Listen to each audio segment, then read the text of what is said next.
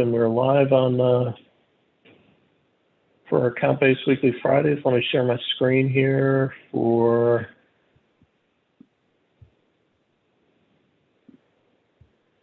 our weekly poll.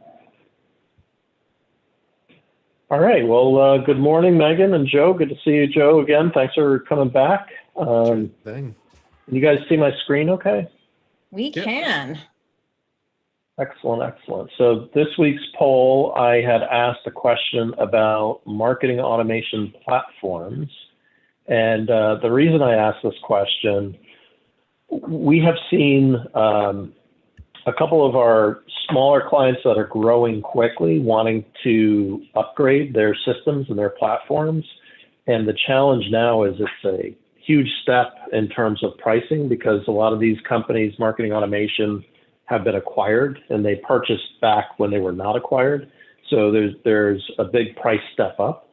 And in a couple cases, companies decided not to upgrade their platform because they were grandfathered onto an old price point. So it started making me think a lot about something called technical debt, where a lot of whether it's Salesforce or marketing automation, because of the number of years people spend in these systems, it's very difficult to make a change. And so if you as a marketer are changing jobs, this may be something you want to be aware of or questioning as part of your interview process. There's a way to see code on your prospective employer's website to see which automation systems that they're using, but you may be locked into the one that you're joining in. So I just thought it was kind of an interesting data point, but it looked like the majority of people had signed their contract 3 or more years ago on marketing automation. So a lot of those companies may have that overhead of the technical overhead as well as the contract overhead. I don't know, Megan, do you have any comments on this from your perspective? Well, it's interesting because if you think about, I mean, there have been a lot of really positive changes in terms of what marketing automation platforms have done, especially when you think about account-based, right? Of making linkages between contacts and accounts that are much better, being able to represent more complex views of journeys. But I think this to me also sort of creates an opening for account-based platforms because you're kind of saying, hey, if I bought my marketing automation a long time ago and it's probably not doing what I need it to do anymore, although I've got a lot of data in there and I've got a lot of sort of stuff connected to it. So it's ugly to undo, to your point about technical debt. But if you start to look at what those newer platforms can do, wow, you could be opening up whole new worlds of capability. So I would say, especially as we see companies, if you sort of link this over to some of the data I've seen from Gartner and others around marketing investment and expected increases in budget, especially as we look to go into a pretty healthy economic year. Wow, I think this could say not only should the existing and the incumbent folks here be on their game to say you may have some customers really at risk, but two, those customers are probably going to look around and see that there are tools that can do a lot more than they thought. And you could see kind of a leapfrog in terms of marketers' capabilities to represent a more comprehensive account-based journey. So, I mean, it's kind of exciting though to think like if you are going to let people upgrade to some platforms that can do more, that's a good thing. They'll find that they're more, they're more functional. Yeah, that's a great point. 10 to 15 years ago, these marketing automation platforms were designed, and now, like you said, account-based marketing has become all the rage. And you could almost see a scenario, as you were saying, that maybe the investments in marketing automation go down significantly while ABM goes up. And maybe some of those ABM platforms supplant a lot of the marketing automation needs. If you look at just the need to gate content, for example, which marketing automation did an excellent job controlling, or person-based scoring, you start to question, do you need that in an account-based world where a lot of the content's ungated and person score is less relevant, the account score is a little bit more relevant. So that's a great point. That's a great point. And you brought something up interesting, and I know you said you had some slides that you wanted to talk about some of the investment side of things with, I think that was our topic that we were going to talk today about, is if you are trying to make that case to, say, for example, a CFO or somebody who represents the financial group internally, how do you think about that, or how do you go about doing that? And I think I've got the screen share, enabled for you. So if you should be able to share. Yeah, great. Well, well, John, you recently published, I think, a terrific article here. I'm going to put it in chat. Published a great article on, how to talk to a CFO and make a case for an account-based strategy. And that got me in mind of some work that I've done as a marketing leader, as well as a consultant, to help companies start to think about, well, sort of what's the point? If I make this investment, what's it going to do for the business? And how do you then make that case? So if you're going to talk to a CFO, a CRO, they're going to want to know why they should, why they should give you money and not give it to somebody else, right? Why should I do this and not something else? So how do you make that case? And I know for a lot of companies, they use the OKR model for measurement. Objective and key result. And I thought I'd share just how to sort of take that model and use it to start to build a lightweight business case for, for any kind of investment, really. But in particular, if you're saying, hey, we need to shift to account-based and we need to make potentially some investments in technology to do that, how does that happen? So I thought I'd share the format that I used. But also, this again starts to help you, not just as you're making the case, but then as you continue to communicate about, okay, great, I won the investment because I made my case. Now I've got to begin to say, am I making progress towards achieving what I told you I could if I got the money? And I think that's the other benefit here, right? Is it sets up an automatic tracking mechanism. But this is, again, lots of words here, but the idea is that you've got, your OKR format that says, what am I trying to achieve? What actions am I going to take? And what outcomes, measurable outcomes, can I use to prove, first to estimate what I think I can contribute in terms of impact, and then two, to prove the impact in a very clear, I like the word transparent a lot. You're not hiding behind anything, right? You're not trying to cover it up with a bunch of fluffy metrics. You're saying, here's the goal I have. Now I'm going to show you how I can get there and why this investment will help me get to this outcome that the business has said is important. And really the key thing for great, business cases, as well as great, marketing measurement or any kind of measurement in general, is saying, what did the business say they wanted to do this year, right? And now, how am I going to take that and break it into the component parts that marketing can contribute to the attainment of that goal? And then what numbers will show me I'm making progress? So another way to maybe think about this is, first, the business says, here's what I want to do. Then you've got kind of two levels, if you will, of measurements. One is a KPI, and that's a high level business outcome, right? That's, I want to increase revenue. I want to increase retention. Those are things that take multiple functions to achieve, and probably a year plus in some cases to get to that number. KPIs are set at a big level, and it's cross-functional, and it's business outcomes that get reported to boards and shareholders and other people, right? But underneath that are another set of metrics that help you show that you're tracking towards that higher level outcome, and that you are contributing the piece of it that marketing can contribute. So by breaking it down into things that are going to happen quickly, things that are going to take longer, and then which things are specific actions I'm going to take and which things are sort of operational. Again, back to the investment idea, if I want technology, that could be sort of in an operational category. How do those things all link up to that KPI?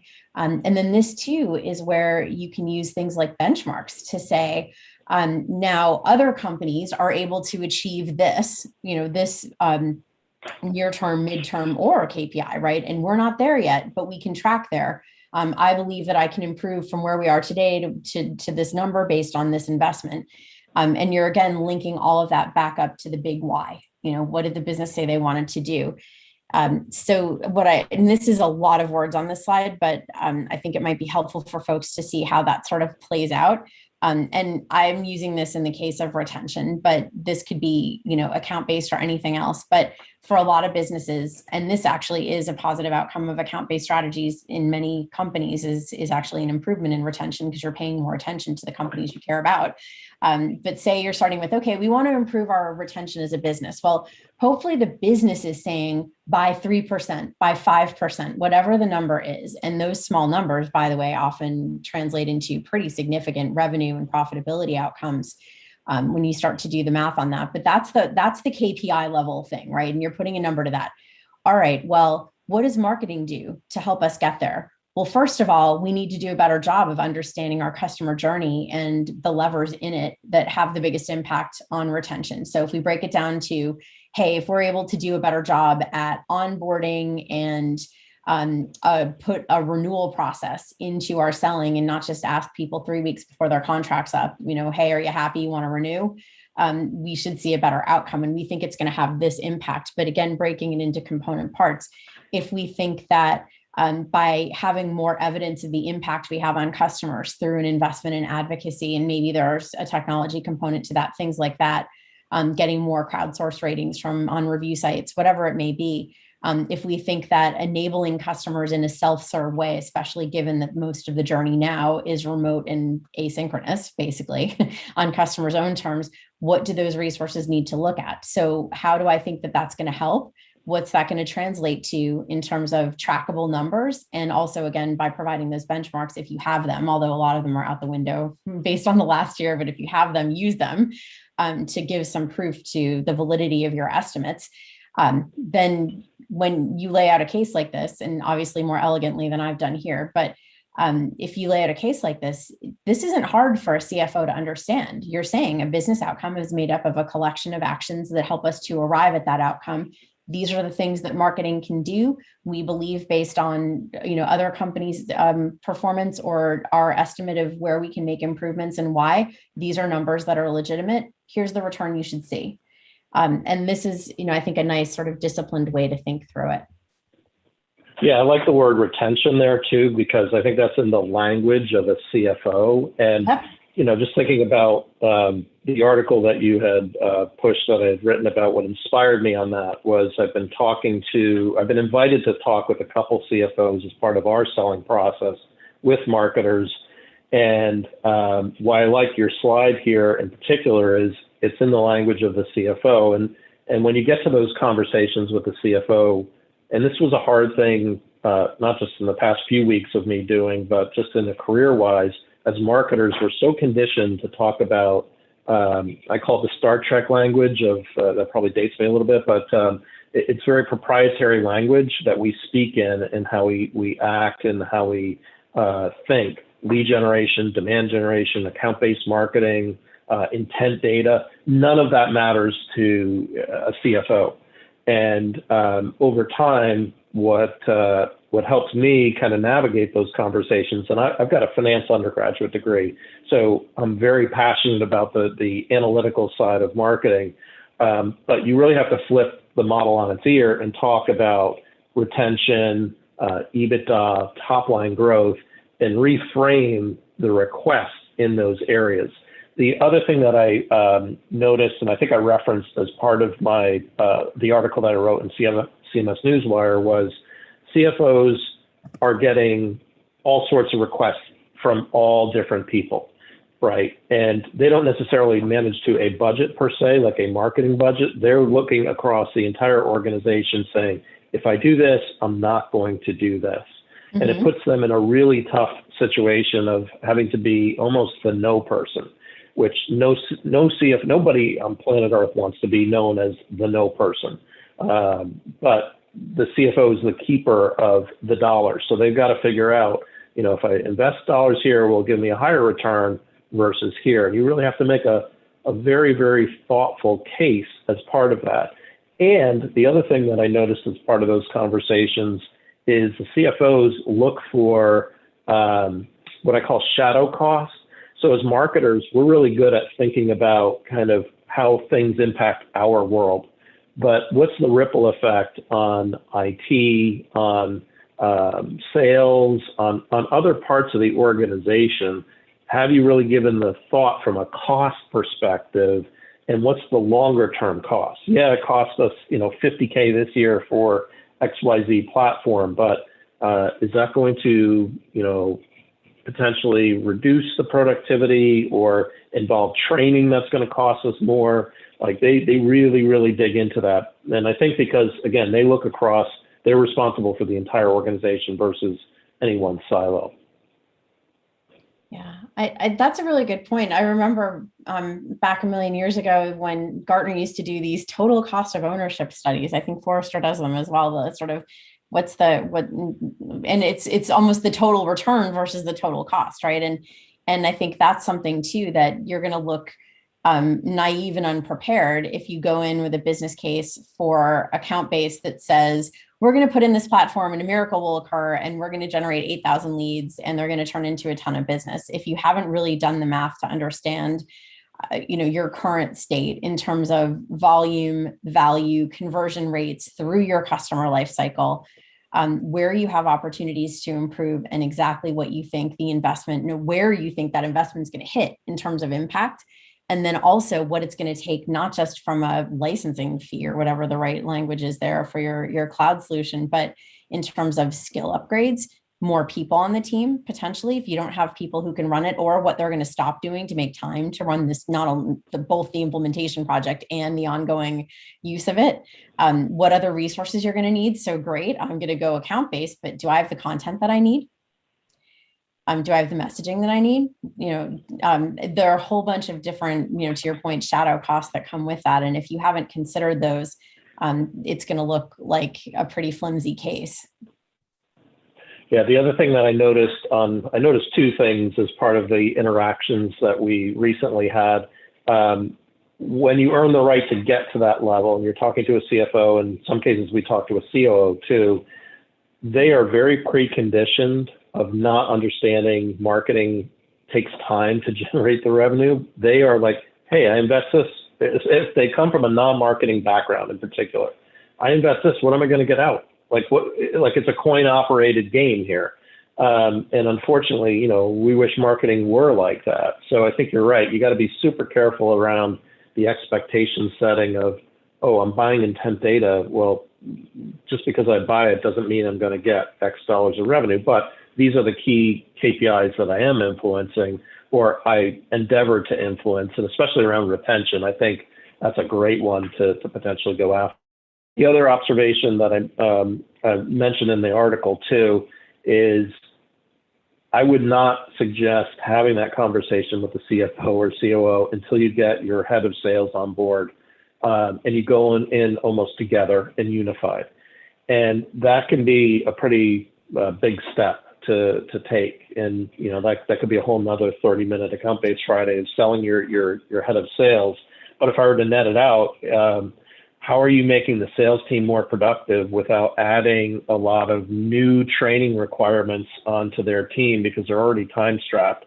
Yeah. A head of sales is usually the easiest sell, I find, internally, because they want to do the right thing. But on the flip side, if it means that you're going to disrupt how they sell, that's a really tough sell. So you got to kind of be thoughtful about how they operate on a day-to-day basis. And as marketers, sometimes we have blind spots on that. So getting your CRO on board before you get to the CFO, I found, is another critical step. Yeah. Well, and you just reminded me of some great advice I got from our CFO at Serious Decisions a few years back. He and I did a presentation on, how to make a case for investment in customer experience. And I would argue, all things account-based are sort of part of that customer experience ecosystem, because that's really the goal of that kind of an exercise. But he brought up a really interesting point, and he was really excited to have this conversation and sort of coach marketers on it because he feels like they don't do this enough. But he said, go talk to your CFO, or somebody else in the finance organization who can give you good advice. Literally go in, not with the sort of the goal of pitching them, but with the goal of learning from them. And he said, listen, most CFOs are going to be open to that, or COOs, to your point, John, too, right? Thinking about there are major contributions that marketing needs to make to the way that prospects and customers interact with businesses. And we've upended so many of the assumptions we have about how people are going to interact with sales, how they're going to interact with every part of the organization. Well, that means we need to get some fresh thinking. And this is a great moment to engage those folks with that kind of a mindset to say, what are the financial and operational levers of the business that need addressing? And what are the things that marketing's toolkit brings to the table? And how can I then articulate the potential financial quantitative impacts of that on the business so that I can make a case, but also so back to sort of the OKR mindset. And also so I can track on an ongoing basis to say, it's not about trying to link ROI back to a white paper. It's about how to link back, the ROI of a collection of activities that support customer experience and engagement throughout a life cycle to gross and net retention. I realized in my last slide, I left out net retention. That's kind of a big one, but as well as revenue increase, right? And that's the CFO and the COO are going to be the people to help you do that. And they will want to, because they want to make it work too. They just don't know marketing. So if you help them learn marketing, they can help you learn their disciplines. Everybody wins. Yeah, the positive with this pandemic is a lot of people are online now. So there is a renewed interest in marketing and putting more things digital as opposed to hiring another salesperson or throwing another body at it. So we have some tailwind now. I don't know how long that's going to last for. But we have had a lot of digital tailwind, as part of that process. I'm just looking at time here. We're approaching the end of our time. Any closing thoughts? Yeah. And Joe, let us know if you have questions. You were nice enough to join us today. Thank you. No, I'll just, I thought I'd maybe share a resource, but while I'm doing that, Joe, any thoughts or questions? Yeah, so we were talking about, I was in a meeting just before this, and we were talking about how CMOs, there was a period of time a couple of years back where CMOs got the boot because they had made these longer term investments. You don't see that immediate return. And, after a year or something, maybe the CFO or the board or something, they'll say, hey, why are we paying this person so much money? Why are we investing in it? We're not seeing any return. And then they did like an actual study of what they were actually investing in, and they were just starting to see the returns. And so this conversation is oddly related to this, because I think it sounds like it's kind of the cure to that is making sure that you have that visibility, that you're setting expectations from the beginning. But I guess my question now would just be like, how do you at least semi-accurately predict the results of these experimentations almost? You're like, I think the market's going this way, and I think we're seeing these trends where buyers don't want to talk to sales. They want to be anonymous. They want to go. So we want to adapt to the market in a realistic way that's kind of off book. But it seems like if you're going to go out there and be creative in response to the market, you're taking a lot of chances. And by definition, you kind of don't really know what the results are yet. So how do you strike that balance? How do you set the expectations properly with the CFO to say, I think this is the solution.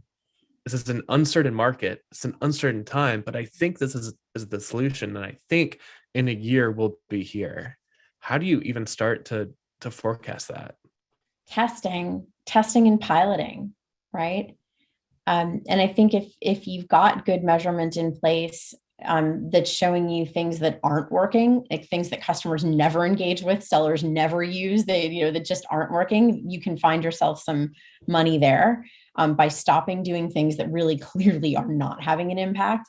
Right. And of course, you want to say why, right? Do a little bit of a postmortem there, but maybe defer some of those resources who may be executing on things that really aren't performing well today and divert them to say, hey, let's test. But I think in an uncertain market, you don't need to jump off a cliff, like just grab a rope and start climbing down, right? Just try, right. You don't have to be all in all at once. There's so many different ways to test things out and see if you get the response that you were thinking you could. I think the challenge we're going to have for the next couple of years is the before times benchmarks are really not helpful. So to make a case, you're going to have to basically get your own data in order to say, what is our current performance? And based on the changes we're looking to make, we would expect to see an uptick here or a change there. And then test, to see directionally, do you think you're getting there? But I think, and this is true with a lot of ABM programs, right? You don't have to go all in all at once. I think that's when sometimes, CMOs get into trouble, right? I love the boldness of a big bet. And I think a lot of times, heads of sales and others like that too. Like they like the sort of boldness of saying, no, this is the direction we need to go. And I have the courage of my convictions, man, let's go. I get it. But maybe you weren't 100% right about all of it. Right. So trying it out. Let's test some assumptions. Yeah, try it out and just see what you get. And then that way you can start to build momentum and trust. And be a good steward of the company's resources besides. That's my recommendation. But John, your thoughts on that one? Yeah, and I think you bring up a great point about kind of the benchmarks are now out the window and just kind of building on that. And it may sound a little self-serving, but I'll give you a very explicit example. I'd say 3 months ago, I was asked to present to head of marketing about our proposal. Proposal went through. She was not exactly convinced that she wanted to know what to do because she has to sell it internally as well. And so I took it a step further and said, well, why don't you have me present to your COO with you in the room, and I'll share the trends that I'm seeing post-pandemic with the understanding that if it goes well, we'll figure out how to get together. And what we learned in that process was I basically gave a brain dump of what I saw was happening industry trend-wise. With a third party that really doesn't have a stake in the game, that message is sometimes heard a little bit differently. So in this case, it was a kind of a sales environment and we were selling an engagement, but you could have lunch and learns with your network, or you may be able to bring somebody in to say, hey, could we have that conversation of what you're seeing? And sometimes when that third party comes in, they could be saying the exact same thing as what you're saying internally, but it's heard differently because you've got a third party there at the table that's saying it. But to your point, to what Megan was saying, as part of that package, I made a really big deal to say, these old benchmarks are not worthy. Here's what's been happening now. And I had a lot of data around the now aspect, and I brought her along in that journey. I actually referenced a Sirius a model as part of that presentation. But it was really helpful because it just put everything out there. And I think it took a little pressure off the marketing team too. Like otherwise the marketing team and the marketing leaders pioneering all that change and all that risk, right? If something goes wrong, that marketing person's butt is on the line. Well, now she wisely opened it up and had, both me and her with the COO. So now the COO is kind of buying into the conversation, not just, it's not just the marketing person's idea. So in that particular case, it worked. But yeah, I think to Megan's point, the benchmarks have got to be super sensitive around how you use those. Start with your own, right? If you improve your own performance, that's meaningful. Also break down to what you're going to see and when you're going to see it. Joe, you mentioned, right, people get in trouble when they sort of underestimate how long it's going to take to get to the outcomes, and they might give up too early. Try to say, are there things that I can see within a month, 2 months, 3 months that's going to be within, the patience level of, or the attention span of the audience that you want to communicate the impact to. And if you won't be able to see it, why not? Like usually there's something you can see in a shorter time frame. Break it down into its parts and see which of them you can benefit from quickly. Cool. Sweet. Yeah, lots of change though. I think in a way, hopefully it'll break some old habits too, right? Of making assumptions about what performance should be and get people back to thinking about, maybe let me just start with my own performance and see if I can make that better. Yeah. All right. Awesome. Well, I think we're a couple minutes over time. Joe, thanks for joining us again. We're super excited that you could invest the time with us, and we'll be back here next week. I guess, Megan, we got to figure out who we're going to have next week on our next week's call. I know. I think we've got some good ideas. So stay tuned for the final guest list. Awesome. Joe, have a great weekend. Thanks. All right, Joe and John. Thanks. Happy Friday.